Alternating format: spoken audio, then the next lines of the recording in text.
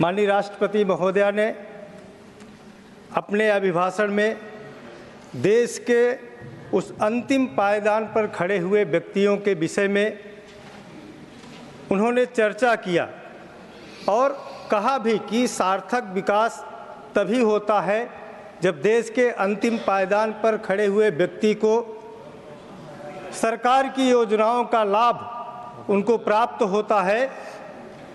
और उसी भावना को पंडित दीनदयाल उपाध्याय जी ने अंत्योदय की कल्पना में कहा, जिसके प्रति हमारी माननीय नरेंद्र मोदी जी की सरकार संकल्पित है।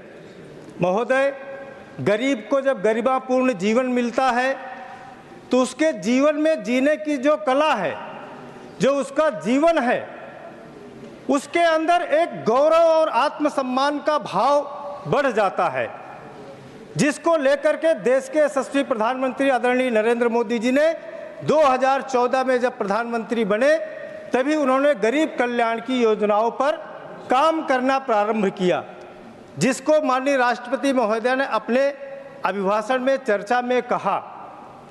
मैं एक गरीब किसान का बेटा हूं महोदय, मैंने जीवन में गरीबी को अपनी आंखों से देखा है महोदय, देखा ही नहीं, उसको हमने जिया है। और जब देश के ऐसे ऐसे राजनीति क्षेत्र के लोगों ने, जब देश के प्रधानमंत्री ने गरीबों की योजनाओं को चलाने का काम किया, उन तक घर देने का काम किया, तो उनका उन्होंने मजाक उड़ाया। महोदय, हमने गरीबी के जीवन में जब एक व्यक्ति के घर पर छप्पर होता था, जब वर्षा आती थी तो रात भर वो जो है एक कोने में बैठ करके सारी रात अपनी जो है वो गुजारता था। माननीय नरेंद्र मोदी जी ने जब उनको पक्के मकान दिए तो इसी पार्लियामेंट के अंदर यहाँ पर बैठे हुए ऐसे भी विपक्ष के नेता रहे कि उनका मजाक उड़ाने का काम किया। इन गरीबों का मजाक, उनको मकान मिलने पर इनको खुशी नहीं हुई, उनको शौचालय मिलने पर इनको खुशी नहीं प्राप्त होती है।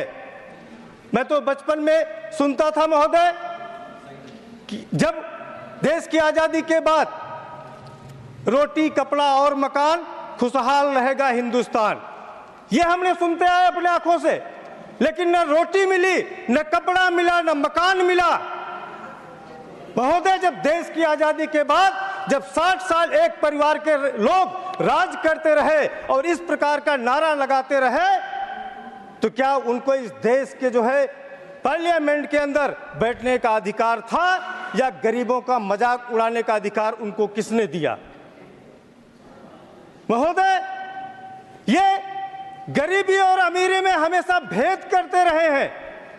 देश के अंदर तो ऐसे महापुरुष हुए हैं जिन्होंने, कबीर जी ने कहा है, कबीर कुआं एक है पानी भरे अनेक, बर्तन में ही भेद है पानी सब में एक। महोदय, ये भेद किसने पैदा किया?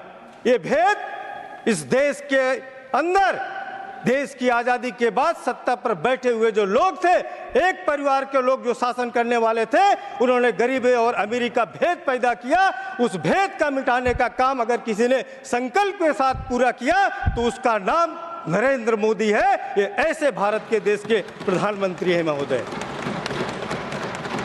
और अंबेडकर जी ने तो हमको जो है कहा और देश का जो है संविधान सौंपते हुए 26 नवंबर 1949 को देश के संविधान सौंपते हुए डॉक्टर अंबेडकर ने कहा था कि मैं समझता हूं कि कोई संविधान चाहे जितना अच्छा हो वह बुरा साबित हो सकता है यदि उसका अनुसरण करने वाले लोग बुरे हों, और एक संविधान चाहे जितना बुरा हो वह अच्छा साबित हो सकता है जब उसका पालन करने वाले लोग अच्छे होते हैं। महोदय, देश की आजादी के बाद जिस संविधान का जो है लेकर के दुनिया में जो है घूमने का काम करते हैं, ढोंग रचने का काम करते हैं, उस संविधान की मर्यादा को तार तार करने का काम अगर किसी ने किया है तो विपक्ष की सरकारों ने किया है।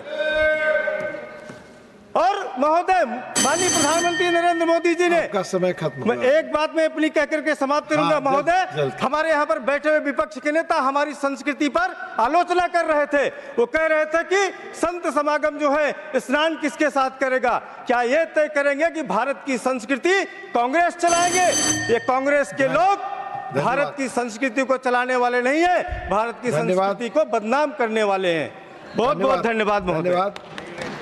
माननीय श्री राम जी, माननीय श्री राम।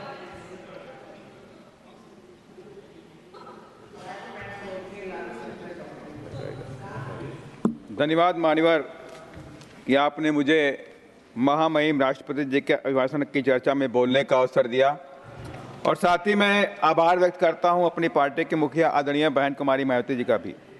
मान्यवर, बाबा साहब डॉक्टर अम्बेडकर ने संविधान के प्रियम्बल में ही जस्टिस की बात करी, लिबर्टी की बात करी, इक्वलिटी एंड फ्रेटर्निटी की बात की, और यहाँ तक कि बाबा साहब डॉक्टर अम्बेडकर ने 25 नवंबर 1949 को संविधान सभा की अपनी स्पीच में एक वार्निंग भी दिया। On the 26th January 1950, we are going to enter into a life of contradiction. In the politics, we will have the equality, and in social and economic life, we will have the inequality. In politics, we will be recognizing the principle of one man, one vote, and one value. In our social and economic life, we shall be reason of our social and economic structure continue to deny the principle of one man, one